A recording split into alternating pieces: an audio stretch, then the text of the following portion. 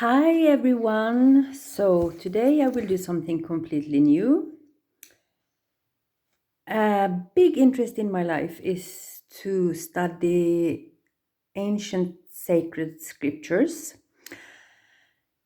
And this one today is an introduction to Tantra Shastra by Sir John Woodroffe, who was also called Arthur Avalon.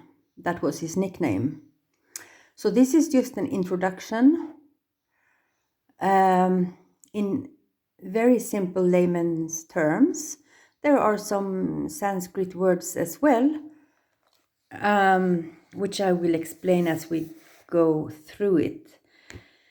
So for those of you that don't know, I have a background in Asian philosophy and Vedic terminology. Now the bell rings here from the church. Very nice.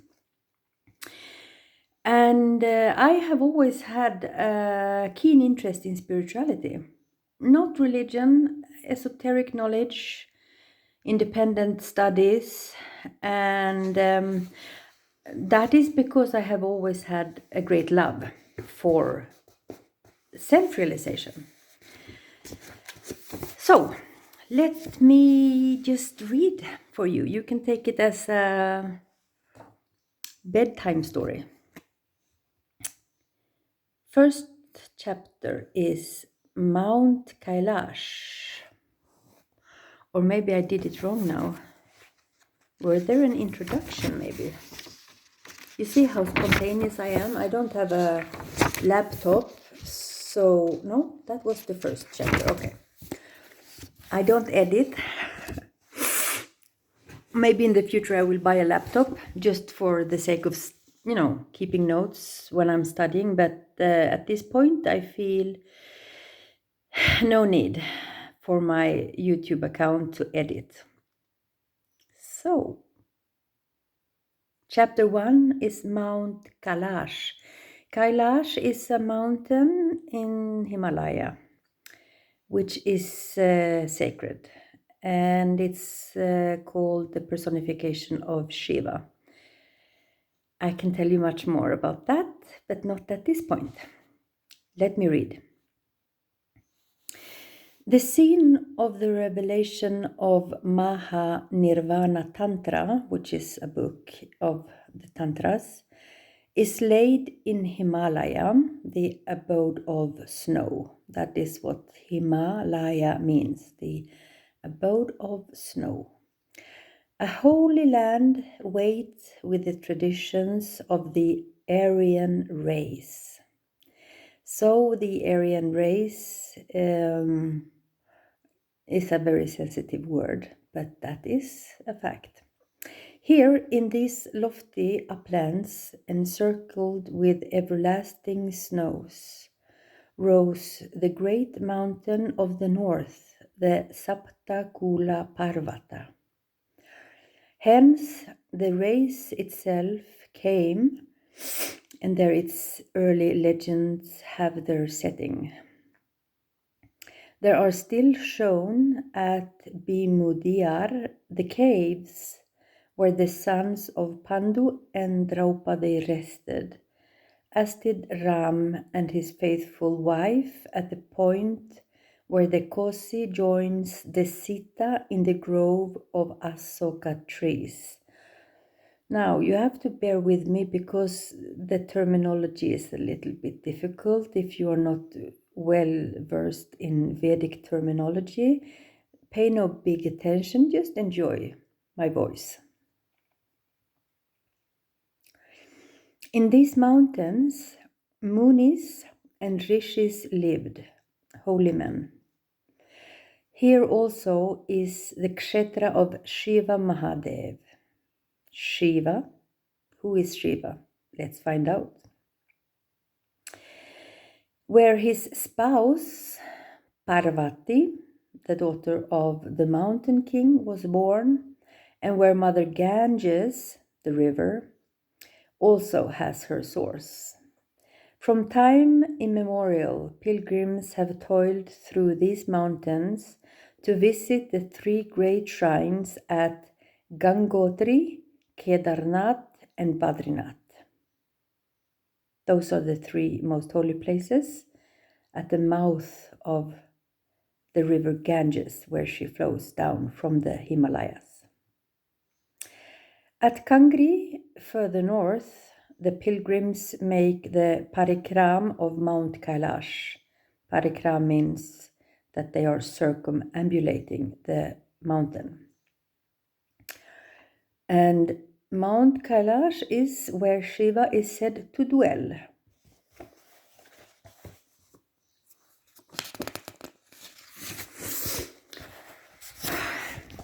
This nobly towering peak rises to the northwest of the sacred Manasarovar lake. Yeah, this is a lake which is said to have is still containing sacred waters, not ordinary water. From amidst the purple ranges of the lower Kangri mountains. So here the geography of the birthplace of Lord Shiva is described.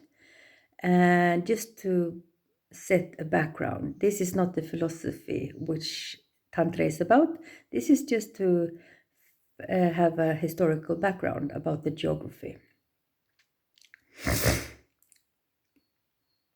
The paradise of Shiva is a summer land of both lasting sunshine and cool shade, musical with the song of birds and bright with undying flowers. The air, scented with the sweet fragrance of mandara chaplets, a kind of flower, resounds with the music and song of celestial singers and players. The mount is Gana Parvata, thronged with trains of spirits, of which the opening chapter of Mahanirvana Tantra speaks. So these are highly evolved spiritual beings residing in the residency of Shiva. And in the regions beyond rises Mount Meru. So Mount Meru is a very distinctly described mountain at the very center of Midgard, the center of the flat earth. Mount Meru is the center of the world lotus. Its heights, peopled with spirits, are hung with clusters of stars, as with wreaths of malati flowers. In short, it is written, "He who thinks of Himachala, though he should not behold him, is greater than he who performs all worship in Varanasi." Varanasi is considered the most holy of cities in India, especially for devotees of Shiva. I will not say exactly who Shiva is, but let's just say that he is not separated from us. In 100 ages of the Devas, Devas is demigods, higher evolved beings. In 100 ages of the Devas, I could not tell you of the glories of Himachala.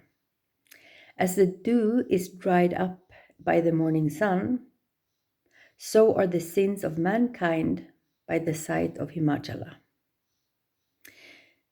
Remember to think symbolically always when you are depicting, explaining esoteric knowledge.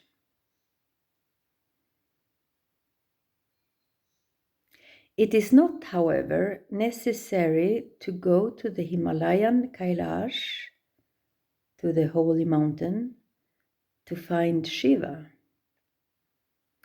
Shiva dwells wheresoever his worshippers well versed in Kula Tattva, abide. Now, Kula Tattva is the doctrine of truth, absolute truth, big subject. So Shiva dwells wherever his mystic mount is to be sought in the 1,000-petaled lotus. Sahasrara Padma. Now we are speaking again about Kundalini, Shakti, and the system of chakras.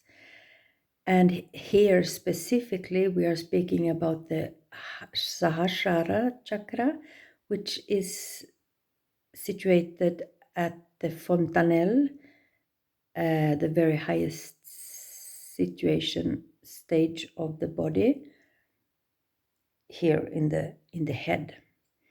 And chakras are a subtle body center of expression and sensation, and Shiva can be found there. It has to do with awareness, of course, consciousness, very high frequent. So Shiva can be found in the 1,000-petaled lotus, the Sahasrara Padma, of every human being, hence called Shivastana, to which all, wheresoever situate, may repair when they have learned how to achieve the way thither. It's a little bit difficult language at the point. Don't bother about the language. Just understand that you can reach Shiva by introspection. Shiva promulgates his teaching in the world below in the works known as Yamala, Dhammara, Shiva Sutra, and in the Tantras, which exist in the form of dialogues between the Devata and his Shakti, the Devi in her form as Parvati. According to the Gayatri Tantra, the Deva Ganesh first preached the Tantra to the Deva Yoni on Mount Kailash. So Yoni means the womb, and Deva is sacred, demigod. After he had himself received them from the mouth of Shiva. Now, everything I say to you here, try to just resonate, take whatever resonates with you. Because what I say here is not to be taken literally, and at the same time, it can be taken literally if you are resonating in that way.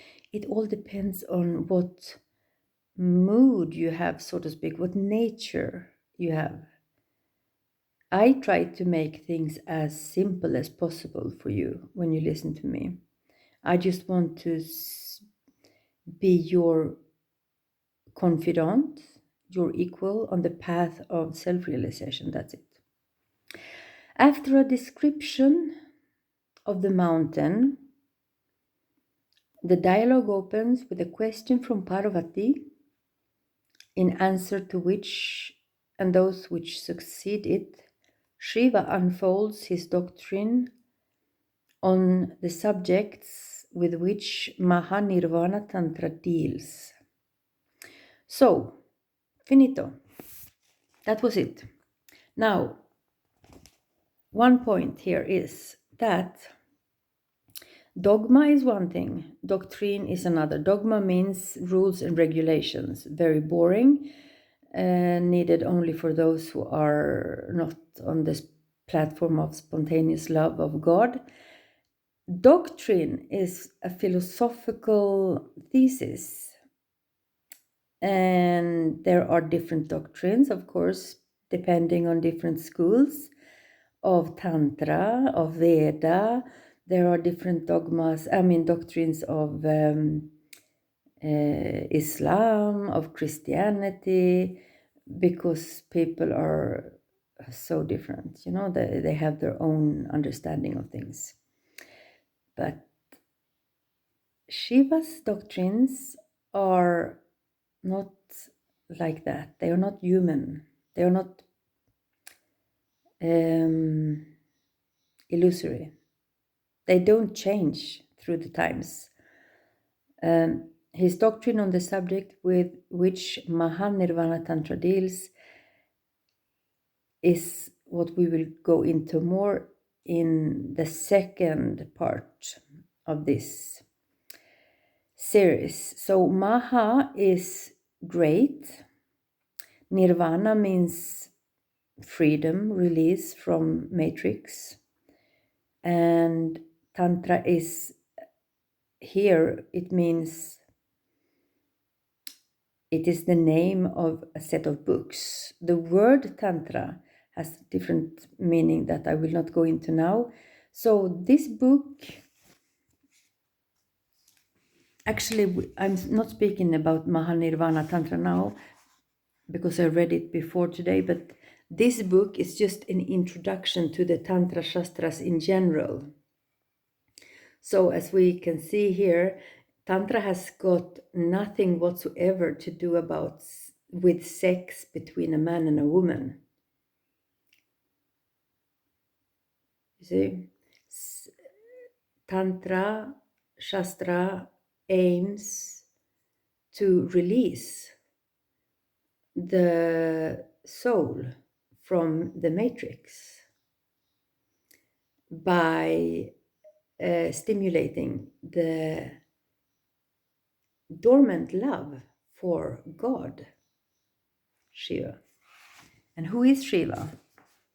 That is the question. Okay, see you in part 2. Bye-bye.